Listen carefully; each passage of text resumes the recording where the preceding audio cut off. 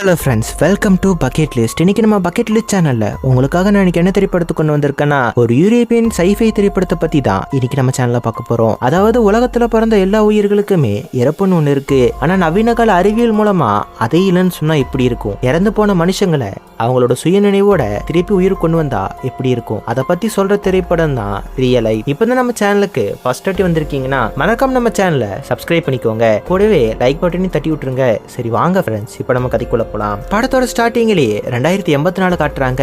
இவ தான் நம்ம படத்தோட ஹீரோயின். இனிமே நம்ம இவளை எலிசபெத்னு கூப்பிடுவோம். எலிசபெத்துக்கு அவ வாழ்க்கையில இன்னைக்கு ஒரு முக்கியமான நாள். ஏன்னா அவ வேலைக்கு போக போறா. இவ வேலை பார்க்கற கம்பெனி நேம் லாரஸ். ஆனா இந்த கம்பெனி ஒன்னும் நார்மலான கம்பெனி இல்ல. இறந்து போன மனுஷங்களை திருப்பி உயிர் கொண்டு வரதுதான் இந்த கம்பெனியோட வேலையே. கம்பெனில சேர்ந்த உடனே ப்ராஜெக்ட் மேனேஜரான நிக்க பாக்குறா. நிக்க என்ன சொல்றானா, பேஷன்ஸ் கிட்ட என்ன பேசணும் என்ன பேசக்கூடாதுன்னு எல்லா விஷயத்தையுமே சொல்லிடுறாரு. கூடவே நம்ம கம்பெனி முதல்ல ஒரு மனுஷனை ரியல் லைஃப் கொண்டு வர போறோம். அந்த மனுஷனை நீ தான் பாத்துக்க போற அப்படிங்கறதையும் கூட சொல்றாரு. இங்க இருந்து அப்படியே கட் பண்ணா 2015 காட்டுறாங்க. இங்க ஒருத்தனை காட்டுறோம் பாத்தீங்களா, இவன் தான் நம்ம படத்தோட ஹீரோ. இனிமே இவனை நம்ம மார்க்னு கூப்பிடுவோம். மார்க் டாக்டரை பார்க்க வந்திருக்கான். ஆனா டாக்டர் என்ன சொல்றாருன்னா, சாரி சார், நீங்க கொஞ்சம் லேட்டா வந்துட்டீங்க. நீங்க ஏர்லியா வந்திருந்தீங்கன்னா கண்டிப்பா உங்களை காப்பாத்திருக்கலாம். ஆனா இன்னும் உங்களுக்கு ஒரு வருஷம் மட்டும் தான் இருக்கு. உங்களுக்கு த்ரோட்ல கேன்சர் இருக்கு அப்படின்னு சொல்ல இவனால இது ஏத்துக்கவே முடியல. ஏன்னா இவனுக்கு எந்த விதமான கெட்ட பழக்கமும் இல்ல. அதுக்கப்புறம் மார்க் என்ன பண்றானா, அவன் பிசினஸ்ல செய்ய வேண்டிய எல்லா வேலையும் செஞ்சு முடிச்சிடறான். இவன் அசர்ஸ்லாம் யாருக்கு போகணுங்கிறதையும் சொல்லிடுறான். இவன் நெருக்கமானவங்க கிட்டயும் நான் சாக போறேன் அப்படிங்கிற விஷயத்தையும் இவன் சொல்லிடுறான். அதுக்கப்புறமா இவனுக்கு எஞ்சி இருக்கிற வாழ்க்கைய இவனோட லவர் கூட சந்தோஷமா வாழ முடிவு பண்ணிருக்கான். இனிமே இவளை நம்ம நாமின்னு கூப்பிடுவோம். இந்த நாமியுமே நம்ம ஹீரோவை கம்ஃபர்ட் பண்றதுக்காக அவளோட ஃப்ரெண்ட்ஸை கூப்பிட்டு ஒரு பார்ட்டி பண்றா. ஆனா அந்த இடத்துல கூட மார்க் சந்தோஷப்படாம சோகமா தான் இருக்கான். அந்த கட்டத்துல மார்க்குக்கு ஒரு நியூஸ் வருது. அதாவது செத்து போன எலியெல்லாம் திருப்பி உயிர் கொண்டு வராங்களாமா. சோ ஃபியூச்சர்ல இதே மாதிரி ஹியூமன்ஸுக்கு பண்ண போறதா சொல்றாங்க. யாரெல்லாம் அந்த கம்பெனிக்கு அவங்க பாடியை தராங்களோ அவங்களாம் ஃபியூச்சர்ல உயிர் பழைக்கிறதுக்கான வாய்ப்பு நிறைய இருக்கு அப்படிங்கிற மாதிரி சொல்றாங்க. இதை கேட்டு மித்த எல்லா ஃப்ரெண்ட்ஸுமே சரி நீங்க இதை பண்ணலாமே அப்படிங்கிற மாதிரி சொல்றாங்க.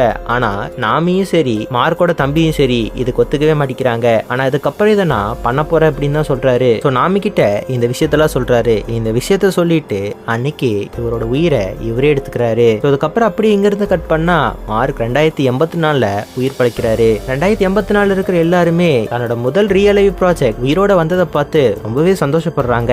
அந்த கம்பெனியில இருந்தவங்களாம் இவனுக்காக ஒரு ஆர்டிபிஷியல் பாடியை செஞ்சு இவனுக்கு உயிர் கொடுத்துருந்துருக்காங்க. இவன் எந்திரிச்ச உடனே இவன் கையை கால இவனால அசைக்கவே முடியல. எப்படி நீங்க ஃபீல் பண்றீங்கன்னு கூட சுத்தி இருந்தவங்க எல்லாம் கேட்டுட்டு இருக்காங்க. சோ அதுக்கப்புறமா இவனுக்கு என்ன பண்றாங்கன்னா, இவனை ஒரு பிறந்த குழந்தை மாதிரி கவனிச்சுக்க ஆரம்பிக்கிறாங்க. ஏன்னா இவனுக்கு சரியா நடக்க வராது. இவனுக்கு கரெக்டான சாப்பாடு தான் சாப்பிட கொடுக்கணும். தப்பா ஏதாவது சாப்பாடு கொடுத்தா இவன் உயிருக்கே ஆபத்தாயிரும். சோ அதுக்கப்புறமா டெய்லி மார்க் என்ன பண்றானா, சோ கொஞ்சம் கொஞ்சமா மார்க்குமே நடந்து பழகுறான். கொஞ்ச நாள் கழிச்சு என்ன பண்றாங்கன்னா, மைண்ட் ரீடர்னு ஒரு டிவைஸ் கொடுக்குறாங்க.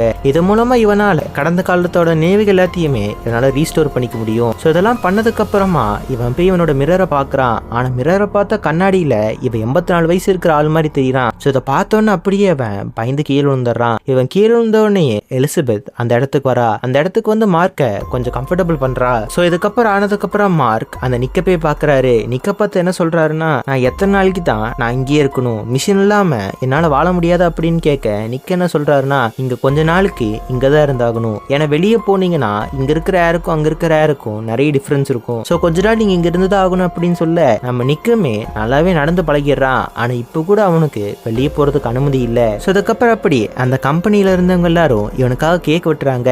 ஏன்னா அவன் 100 நாள் ஆச்சு இங்க வந்து. சோ அதை கொண்டாடுறதுக்காக கேக் வெட்டுறாங்க. கூடவே இதுக்கு முன்னாடி அவர் யூஸ் பண்ண எல்லா பொருட்களையும் எடுத்துட்டு வந்து இதெல்லாம் உங்களோட பிலாங் திங்ஸ் தான், இதை பாருங்க அப்படின்னு சொல்ல அதுல ஒரு லெட்டர் இருக்கு. அந்த லெட்டர் வந்துட்டு நாமி எழுதுனது. இதுக்கப்புறம் அப்படி அந்த லெட்டர் எடுத்து படிக்கலான்னு போறான். ஆனா லெட்டரை படிக்கிறதுல அவனுக்கு கொஞ்சம் சிரமம் இருந்ததுனால எலிசபெத் அவளுக்காக இதை வாட்சி காட்டுறா. அதுக்கப்புறமா தான் தெரியும் நாமியுமே 50 வருஷம் வரைக்கும் நல்லா வாழ்ந்திருப்பா. ஆனா அதுக்கப்புறம் ஒரு டிசீஸ் வந்து அவளுமே இறந்து போயிருந்திருப்பா.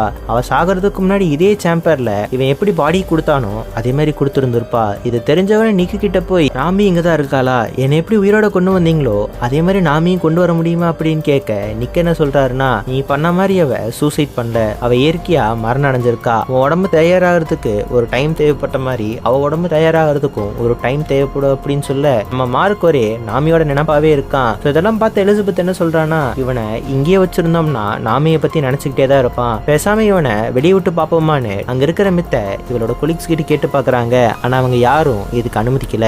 ஸோ இதுக்கப்புறம் அப்படி நம்ம மார்க்கை காட்டுறாங்க. நம்ம மார்க் என்ன பண்றானா மெமரிஸ் எல்லாம் ஸ்டோர் பண்ணி வைக்கிறதுக்குன்னு ஒரு கீ வச்சிருந்திருப்பாங்க. அது நிக்கு கிட்ட தான் இருக்கும். நிக்கோட கீயை ஆட்டையை போட்டுட்டு வந்துடுறான். அந்த நிக்கோட கீயை வச்சு நிக்கோட மெமரியவே எடுக்க பாக்குறான். அத மாதிரி பண்ணும்போது தான் இவனுக்கு ஒரு மிகப்பெரிய ஷாக்கே காத்துட்டு இருந்தது. அந்த மெமரியை செக் பண்ணி பார்க்கும்போது தான் தெரியுது இவன் நிறைய எக்ஸ்பெரிமெண்ட் பண்ணி நிறைய பேர் தெரிய அளவு கொண்டு வந்து 2-3 செகண்ட்லயே இறந்து போயிருந்திருப்பாங்க. இவன் மட்டும்தான் இறக்காம இருந்திருப்பான். இதெல்லாம் தெரிஞ்ச உடனே மார்க் ரொம்பவே சோகப்படுறான். ரியவளைவான முதல் பர்சன் இவர் தான் உலகத்துக்கு அறிமுகப்படுத்தி வைக்கிறாரு. அது மட்டும் இல்லாம 2வது பர்சனா நாங்க நாமியை கொண்டு வர போறோம் அப்படின்னு சொல்ல. ஆனா இவனுக்கு இதெல்லாம் சந்தோஷமே இல்ல. நம்ம மார்க்குமே நிக்க பார்த்து உன்னோட எக்ஸ்பெரிமெண்ட்னால நிறைய பேர் இறந்து போயிருக்காங்க, எதனால இந்த மாதிரி பண்ண அப்படின்னு கேட்க, எக்ஸ்பெரிமெண்ட்னா 4-5 பேர் சாகதான் செய்வாங்க. ஆனா என்ன பண்றது, நான் எல்லாத்துக்கும் உயிர் கொடுக்கணும் தான் ட்ரை பண்ணேன். ஆனா சக்சஸ்ஃபுல்லா உன்னை நான் உயிரோட கொண்டு வந்திருக்கேன். இதே மாதிரி நாமியும் கொண்டு வருவேன்னு சொல்ல இவனுக்கு கோவமாயி அங்கிருந்து போயிடுறான். சோ இதுக்கப்புறம் அப்படி என்ன ஆகுதுன்னா கொஞ்ச நேரத்துக்கு மார்க் அங்கிருந்து காணாம போயிருந்திருப்பான். நம்ம எலிசபெத் ரொம்ப ஃபீல் பண்ணி அங்க இங்கன்னு தேடி ஒரு வழியா மார்க் ஒரு இடத்துல கண்டுபிடிச்சிருவான். மார்க் என்ன சொல்றான்னா எனக்கு இங்க வாழவே பிடிக்கல, நான் சாகணும் தான் விருப்பப்படுறேன் அப்படிங்கிற மாதிரி சொல்றான். ஆனா இது கேட்ட எலிசபெத்துக்கு ரொம்பவே வருத்தமா இருக்கு. ஏன்னா எலிசபெத்துக்கு மார்க் மேல ஒரு சின்ன காதல் இருந்திருக்கும். நம்ம எலிசபெத்தை பார்த்துமே நான் 2வது லைஃபுக்கு வந்ததுக்கு அப்புறமும் என்னால இந்த 2வது லைஃபை ஃபீல் பண்ணவே முடியல. எனக்கு என்னோட ஃபர்ஸ்ட் லைஃபோட நினைவுகள் மட்டும்தான் எனக்கு பிடிச்சிருக்கு. எங்க அந்த விஷத்தை வச்சிருக்காங்கன்னு கேட்க இவன் ஃபர்ஸ்ட் இது ஒத்துக்கல.